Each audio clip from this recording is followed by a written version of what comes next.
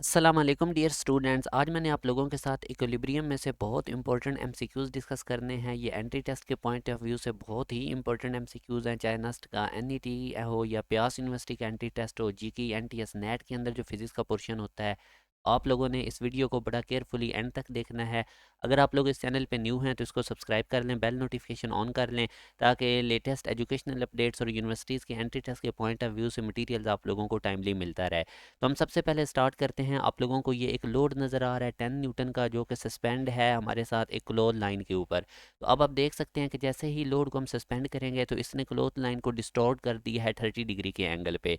तो अब इस तरह के क्वेश्चन को हम लोगों ने इक्विलिब्रियम की कंडीशंस को यूज़ करते हुए कैसे सॉल्व करना होता है। सबसे पहले आप लोग ये जो टेंशन है स्ट्रिंग के अंदर, इसके कंपोनेंट्स ड्रॉ कर लें। तो अगर मैं T2 के कंपोनेंट्स ड्रॉ करूँ तो ये इसका हॉरिजॉन्टल कंपोनेंट है और ये इसका हमारे पास वर्टिकल कंपोनेंट है। और इसी तरह अगर इसमें दूसरी ही टेंशन के कंपोनेंट्स ड्रॉ करूं रेक्टेंगुलर, तो वो कुछ इस तरह से होंगे। तो आप लोगों ने पहला काम करना है रेक्टेंगुलर कंपोनेंट्स में इसको रिजॉल्व कर लेना है। उसके बाद इक्विलिब्रियम की कंडीशंस अप्लाई करें।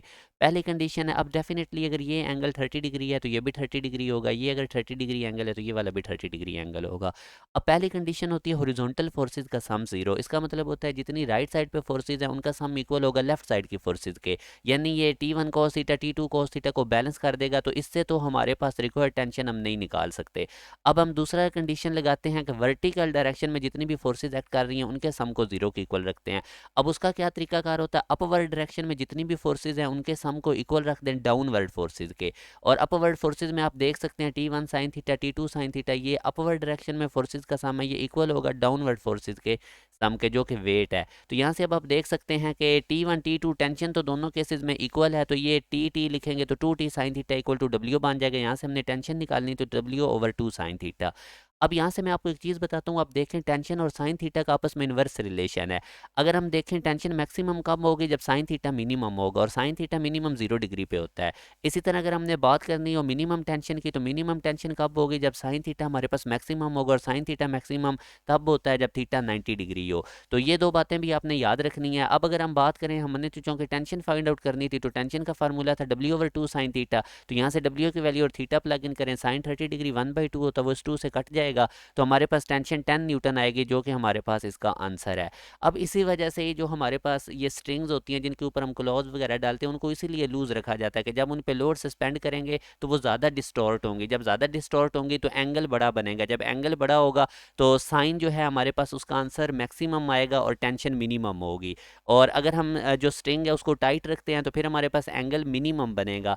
जब डिस्टॉर्ट कम होंगी, एंगल मिनिमम बनने से हमारे पास टेंशन मैक्सिमम हो जाएगी और स्ट्रिंग के टूटने के चांसेस हैं। तो ये आप लोगों ने इस तरह से इक्विलिब्रियम की कंडीशन अप्लाई करके क्लोज लाइन वाले क्वेश्चंस डिस्कस कर लेने हैं, सॉल्व कर लेने हैं। जैसे कि अभी मैंने आपको रेक्टेंगुलर कंपोनेंट रिजॉल्व करें, फिर लेफ्ट हैंड साइड की फोर्सेज राइट हैंड साइड की फोर्सेज के सम के इक्वल रखें। अगर वहाँ से आपकी रिक्वायर्ड चीज़ नहीं निकल रही तो फिर सिग्मा Fy वाली कंडीशन लगाएं, यानी वर्टिकल डायरेक्शन में जितनी फोर्सेज हैं उनका सम इक्वल करें डाउनवर्ड डायरेक्शन में जितनी फोर्सेज एक्ट कर रही हैं उनके सम के।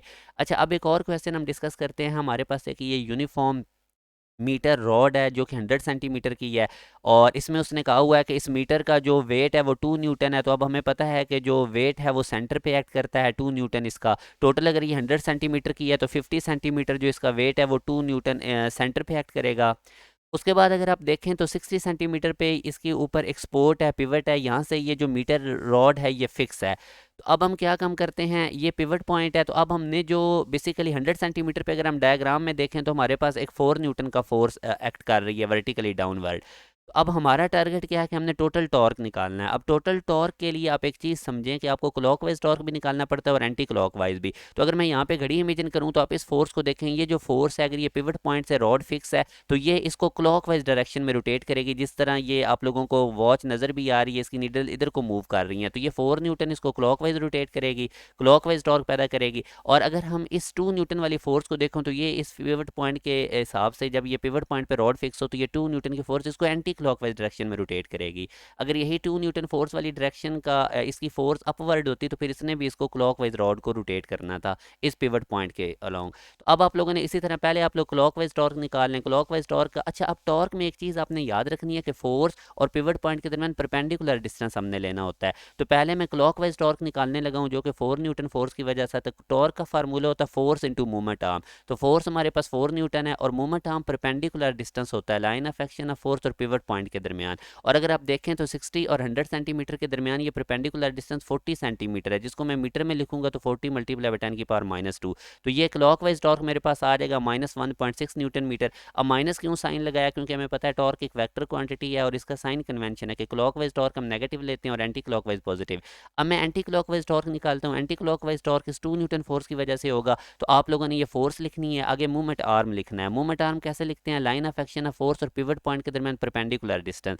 तो ये 60 है, ये 50 है, तो इनके दरमियान परपेंडिकुलर डिस्टेंस 10 सेंटीमीटर। और 10 सेंटीमीटर को हम अगर मीटर में कन्वर्ट करें तो 10 मल्टीप्लाई बाई 10⁻²। तो इसको आप सॉल्व करेंगे तो 0.2 न्यूटन मीटर आएगा। तो अब आप लोगों के पास दो टॉर्क हैं, एक क्लॉकवाइज एक एंटी क्लॉकवाइज। तो टोटल टॉर्क इन दोनों को ऐड कर दें, तो जब मैं इनको ऐड करूंगा तो -1.4 न्यूटन मीटर आएगा। माइनस का साइन ये शो करता है कि क्लॉकवाइज टॉर्क डोमिनेट है, इसका मैग्नीट्यूड ज़्यादा आया है, तो इस वजह से ये जो ओवरऑल मीटर रॉड है ये क्लॉकवाइज डायरेक्शन में रोटेट करेगी। तो यूँ अगर हम टॉर्क की मैग्नीट्यूड की बात करें तो सी ऑप्शन ठीक है, 1.4 न्यूटन मीटर।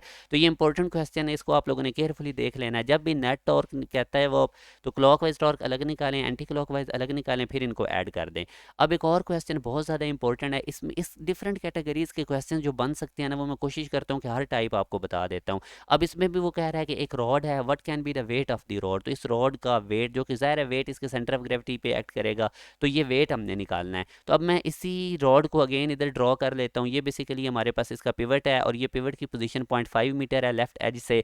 और इसी तरह यहाँ पे एक फोर्स लग रही है 100 न्यूटन की, और वेट जो कि इसका सेंटर पे एक्ट कर रहा है। तो और अगर आप अब ज़ाहिर है पिवट पॉइंट से डिस्टेंस अगर मैं वेट का देखूँ तो वो 0.25 मीटर वो भी गिवन है इस डायग्राम में। तो मैंने इसी डायग्राम को यूज़ करते हुए इसको रीड्रॉ कर लिया इधर। तो अब हमें पता है कि anti clockwise torque clockwise torque equal होता है, तभी ये रॉड इक्विलिब्रियम में होगा। उसने इक्विलिब्रियम का वर्ड यूज़ किया है, तो ये रॉड तभी इक्विलिब्रियम पे होगा इस पिवट पॉइंट के गिर्द, अगर ये दोनों टॉर्क एंटी क्लॉकवाइज अब और क्लॉकवाइज टॉर्क आपस में अगर इक्वल होंगे। तो अब डेफिनेटली मैं इनको अलग अलग कैलकुलेट करता हूँ। एंटी क्लॉकवाइज टॉर्क ये 100 न्यूटन वाली फोर्स बना रही है, क्योंकि अगर आप पीछे घड़ी इमेजिन करें जैसे कि अभी मैंने आपको बताया था, तो ये एंटी क्लॉकवाइज डायरेक्शन में इस रॉड को रोटेट करेगी इस पिवट पॉइंट के अराउंड। अब मैं टॉर्क कैसे निकालते थे, फोर्स इनटू मूवमेंट आर्म। तो फोर्स 100 न्यूटन है और मूवमेंट आर्म इस पिवट पॉइंट और फोर्स की लाइन ऑफ एक्शन और फोर्स के दरमियान जो डिस्टेंस है वो 0.5 है। और इसी तरह जो क्लॉकवाइज टॉर्क है हमारे पास, अब क्लॉकवाइज टॉर्क बेसिकली ये वेट प्रोड्यूस कर रहा है, तो ये वेट फोर्स है और इसका परपेंडिकुलर डिस्टेंस हमारे पास जो पिवट पॉइंट्स है वो 0.25 मीटर है। तो अब यही क्लॉकवाइज टॉर्क एंटी क्लॉकवाइज के इक्वेट करके यहाँ से आप इनकी सिंप्लीफिकेशन कर लें और डब्ल्यू हमारे पास आ जाएगा 200 न्यूटन, जो कि डेल्टा ऑप्शन है।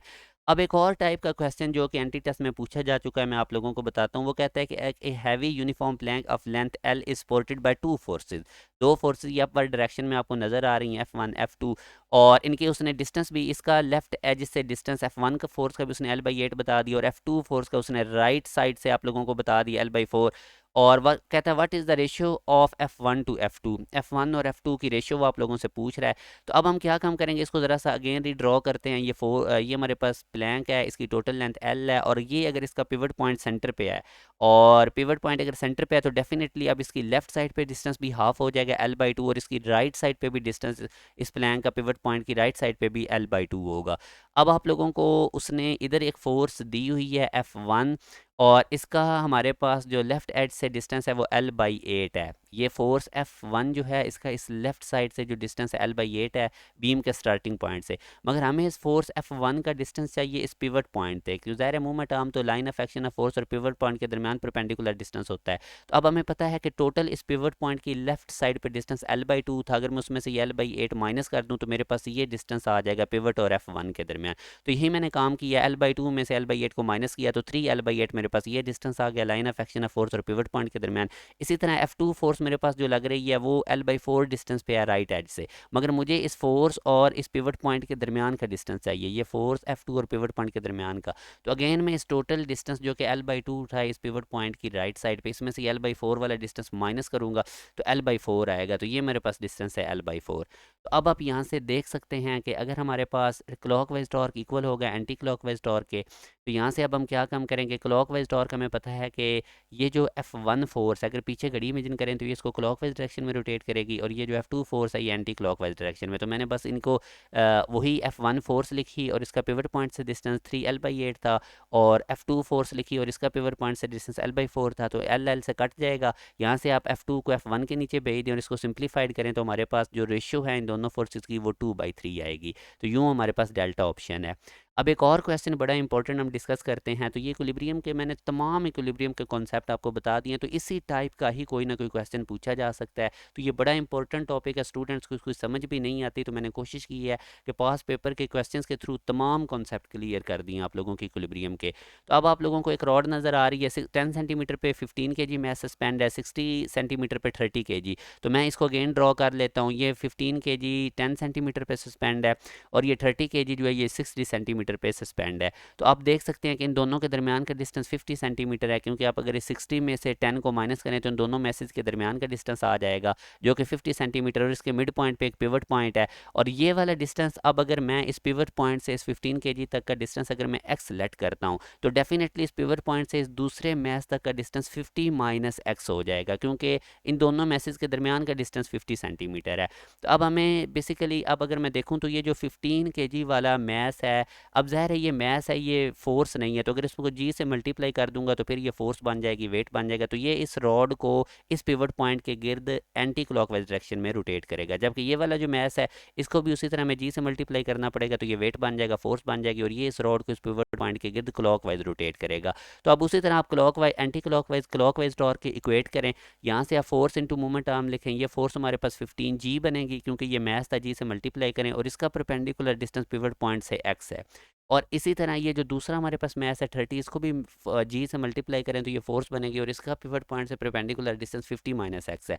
जी से कट जाएगा तो 15x इक्वल आ जाएगा 30 इंटू 50 माइनस है। 30 को अंदर दोनों से मल्टीप्लाई करें, और आप लोग इसको थोड़ा सा इक्वेट करके एक्स निकाल लें। अब बेसिकली ये एक्स आप लोगों ने जो निकाला है, ये पिवट पॉइंट का इस मैस से डिस्टेंस है, जबकि उसने पोजीशन पूछी हुई है मीटर रॉड की। तो पोजीशन का मतलब होता है कि आप इस पिवट पॉइंट का इस मीटर रॉड की स्टार्टिंग से डिस्टेंस निकालें। तो अब अगर मैं इसकी स्टार्टिंग से डिस्टेंस निकालूं, तो ये जो मैच था ये 10 सेंटीमीटर के फासले पे था स्टार्टिंग से लेके इधर तक। आगे वाला एक्स डिस्टेंस पिवट तक मैं निकाल चुका हूं, तो इसके अंदर अगर मैं 10 ऐड कर दूं तो पोजीशन ऑफ पिवट आ जाएगा, जो कि 43.3 सेंटीमीटर। और यूं अगर मैं देखूंगा तो मेरे पास सी ऑप्शन है। तो मैंने इक्विलिब्रियम के तमाम कॉन्सेप्ट्स आप लोगों के क्लियर कर दिए, आप लोगों ने इसको अच्छे तरीके से देख लेना है।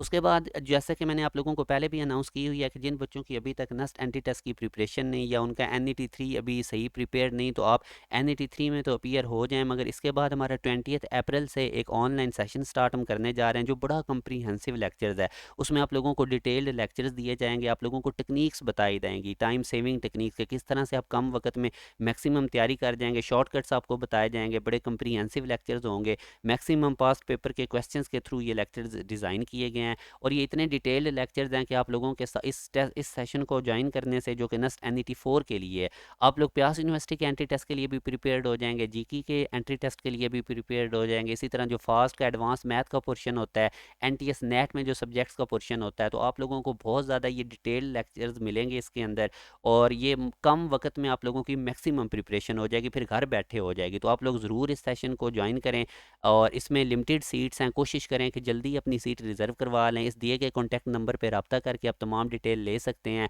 20 अप्रैल के बाद आप लोगों की रजिस्ट्रेशन नहीं की जाएगी, तो कोशिश करें उससे पहले पहले आप लोग अपनी सीट रिज़र्व करवाएं। बाकी आप लोगों के लिए ढेर सारी दुआ मेहनत करते रहें। All the very best.